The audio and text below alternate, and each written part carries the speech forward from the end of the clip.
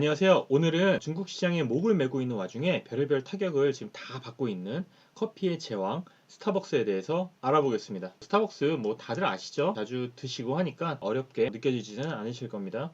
종목 매수 매도에 대한 추천 영상 아닙니다. 이 순서대로 말씀을 드리겠습니다. 소비 폭발 메가 트렌드 중에서 먹고 마시는 미국 기업에 대해서 말씀을 드리겠습니다. 아마존도 스타벅스는 전부 처음에는 초라하게 시작을 합니다. 뭐 스타벅스는 그냥 스타벅스 커피 티 스파이시스였어요. 로컬 작은 가게였는데 어마어마한 커피 제국이 됐죠. 지금 모습이 앞으로의 모습이 절대로 아니거든요. 그렇기 때문에 뭐 주변에 사업하시는 분들이나 본인들도 마찬가지인데 나중에 굉장히 크게 성장할 수 있습니다. 스타벅스랑 아마존처럼요. 스타벅스의 시가총액은 약 한 108조 원 정도 됩니다. 꾸준하게 계속 상승을 했어요. 상승을 하다가 한번 코로나 때 한 대 얻어맞고 그리고 다시 상승을 하다가 최근에 쫙 빠졌죠. 네, 크게 좀 빠졌는데 이유는 좀 뒤에서 말씀을 드리겠습니다. S&P 500이랑 비교해 봤을 때도 꽤 많이 빠졌어요. 3년 차트를 보면 거의 S&P 500이랑 그냥 비슷하게 갔어요. 좀 약간 부진할 때도 있었는데 다시 붙기도 하고 상승했다가 좀 비슷하게 가다가 비슷하게 가다가 최근에 이제 확 벌어졌죠. 요 위에 있는 게 이제 1년 차트인데 최근에 정말 꽤 크게 벌어졌습니다. 그래서 지금 S&P 500이랑 30% 이상 지금 차이가 난 상황이라고 보시면 돼요. 다 이유는 있습니다. 주주 구성을 보시면 ETF 회사들이 많죠. 아무래도 뭐 뱅가드가 지금 8.2% 갖고 있고 여기 있는 사람이 이제 창업주입니다. 하워드 슐츠인데 2018년도에 이미 지금 대표직에서 내려왔습니다. 그래서 그냥 회장으로 이제 머물고 있는데 대략 직접적이고 간접적으로 한 3% 정도 지금 지분을 갖고 있는 걸로 알려졌습니다. 최근에 뭐 임시 CEO로 잠깐 복귀를 하기는 했는데 후임자 찾고 다시 내려올 것으로 예상하고 있습니다.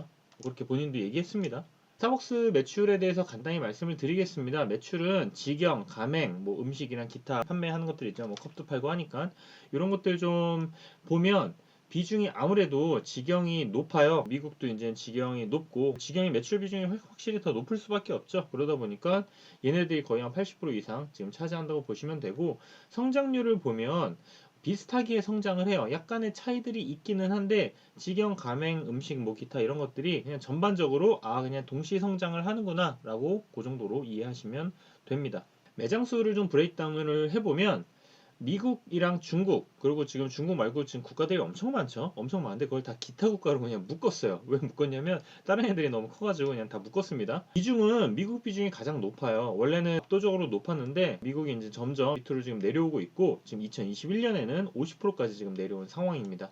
그리고 점점 내려와서 이제 2025년 정도 되면 45%까지 내려올 걸로 보여지고 있는데 그러면 그동안에 누가 성장을 좀 빨리 하느냐?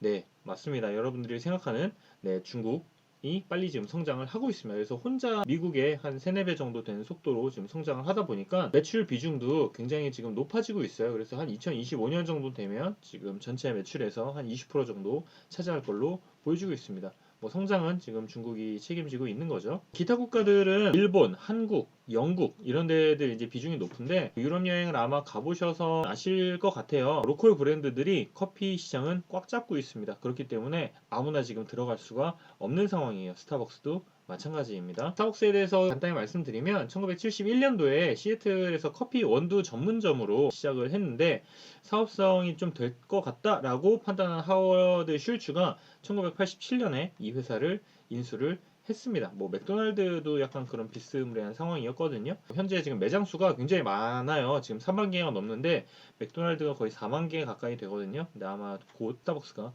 추월을 할 것으로 보고 있습니다. 스타벅스는 미국에서도 이제 성장이 굉장히 높았기 때문에 미국 시장에 계속 집중을 하다가 1990년대 중반부터 글로벌 진출을 했고요.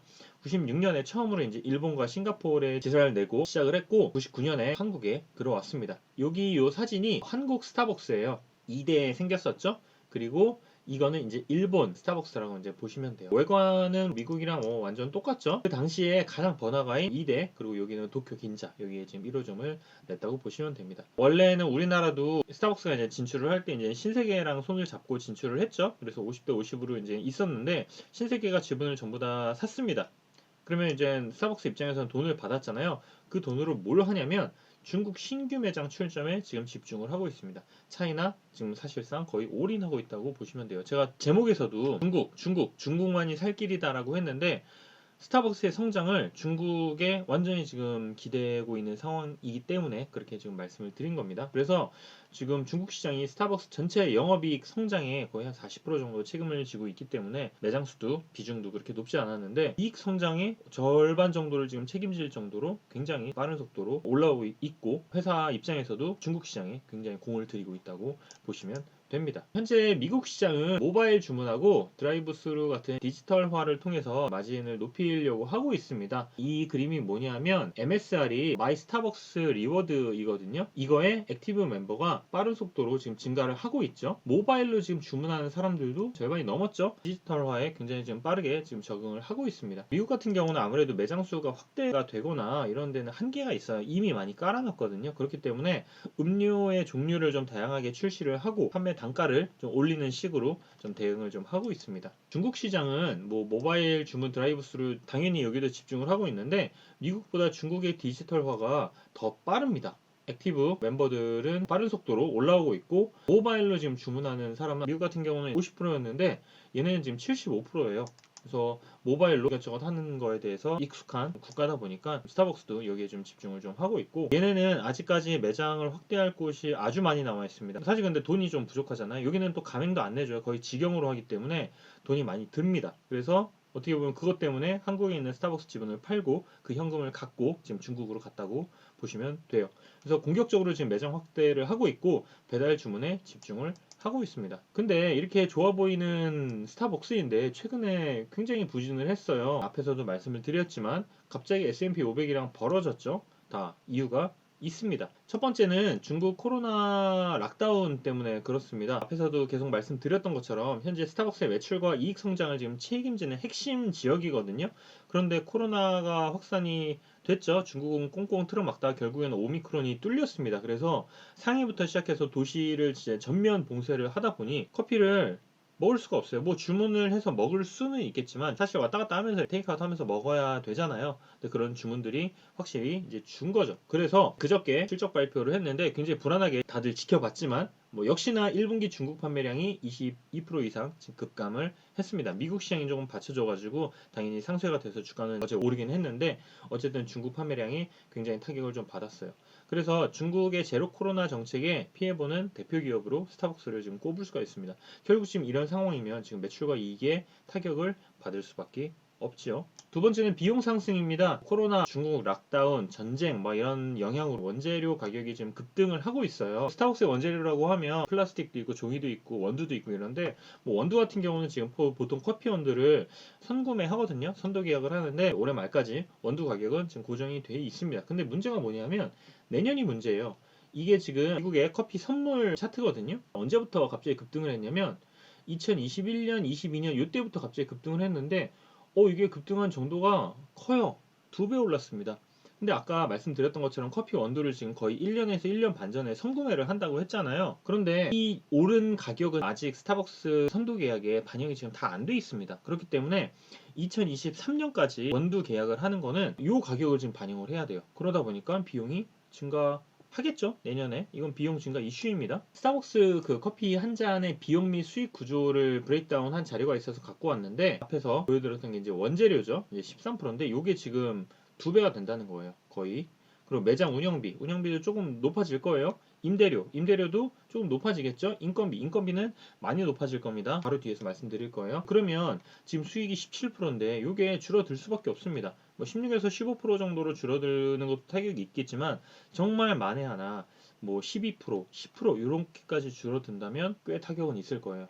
이미 시장에서는 이게 지금 줄어들 거에 대한 거를 가격을 반영을 했기 때문에 최근에 아까 보여드렸던 차트에서 S&P 500보다 더 많이 빠지기는 했는데 이게 만약에 시장 예상보다 더 빠져버리면 주가가 한 번 더 출렁이겠죠. 세 번째는 직원들의 노조 결성입니다. 첫 번째 노조 드리고 뭐 기자회견을 하고 있는데 모바일 주문도 너무 많아졌고 드라이브 스루도 너무 많으니까 막 주문이 좀 폭증했잖아요. 그래서 업무가 너무 과중해진 거예요. 그리고 가장 중요한 건데 신입과 경력직의 시급 차이가 거의 없습니다.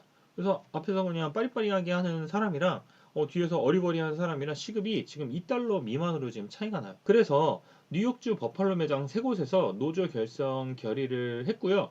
직영 매장 중에서는 첫 번째 노조 설립이고 직영 매장이 아닌 가맹이나 다른 지역에선 노조가 있습니다. 근데 이거는 좀 확인을 꼭 하시는 게 좋아요. 캐나다 일부 매장, 가맹점 이런 데는 뭐 노조가 있기는 한데 직영 매장 중에서는 처음 나왔다고 보시면 돼요. 이거 다 인건비 비용 증가 이슈거든요. 내가 만약에 하워드 슐츠면 이거를 생각을 할 것 같아요. 가장 간단한 일 같은 경우는 사실 로봇이 해줄 수 있거든요. 근데 스타벅스의 그 감성을 좀 유지를 하다 보니까 진동벨도 안 주잖아요. 그거 다 감성이거든요. 사람 목소리로 자 누구누구님 커피 나왔습니다 라고 꼭 얘기하잖아요. 뭐 들리지도 않는데 굳이 얘기합니다. 감성을 유지하기 위해서인데 계속 이런 식으로 나오면 얘들도 목소리가 아프겠지만 사장도 비용이 높아지면 대책을 세워야죠. 그래서 가장 간단한 거 에스프레소 머신에서 내리는 거 이런 것들은 혹시 로봇이 좀 대체를 할 수도 있지 않을까라는 생각이 좀 들기는 하더라고요. 그래서 반자동화가 될 수도 있겠는데 라는 생각을 해봤습니다. 직원들 노조 결성한다고 하니 회장이 지금 좀 열이 받았죠. CEO는 지금 사임을 했고 그래서 하워드 슐츠라는 창업자가 지금 임시 CEO로 복귀를 했습니다. 그리고 자사주 매입을 중단했어요. 주가 떠받치는 게 중요한 게 아니라 지금 뭔가 구조적으로 좀 바꿔놔야 된다. 그러면서 임금 인상부터 해서 뭐 혜택 제공하고 얘기가 나왔는데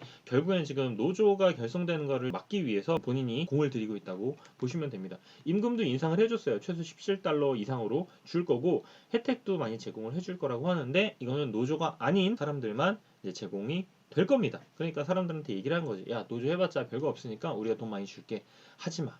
골치 아파져. 이렇게 나온다고 그냥 보시면 돼요. 매장 직원도 확충한다고 하고요. 지금 회사의 멀티 채널 모델이 모바일이나 뭐 드라이브 스루 뭐 이런 거에 균형을 맞출 것으로 얘기를 하고 있습니다. 저 같은 경우는 되게 심플해요. 따뜻한 아메리카노 주세요. 혹은 바닐라 라떼 주세요. 요 정도인데 뭐는 빼주고 뭐는 넣고 장난 아니에요. 그러면 되게 복잡할 것 같은데 숙련된 사람들은 괜찮겠지만 숙련되지 않은 사람들은 어버버 할 것 같아요. 저도. 근데 앞에서 면대면으로 해도 지금 복잡한데 지금 모바일과 드라이브 스루에서 막 밀려 들어오니까 사람들이 회사는 좋겠지만 일하는 사람 입장에서는 좋지 않겠죠. 그러다 보니까 지금 다 이것도 다 비용 증가의 이슈예요. 그래서 결국에는 이게 도입이 될 수도 있지 않을까라는 생각이 계속 듭니다. 재무제표를 보시면 GPM이 지금 거의 한 70% 정도 나오는 지금 상황이고 얘네는 이제 영업 비용이 조금 많이 나와요. 가게에서 비용도 있고 감가상각부터 일반 관리비들 뭐 엄청 많잖아요. 물론 가게 비용이 이제 가장 높지만 40% 정도로 이것들이 이제 조금 올라간다는 거예요.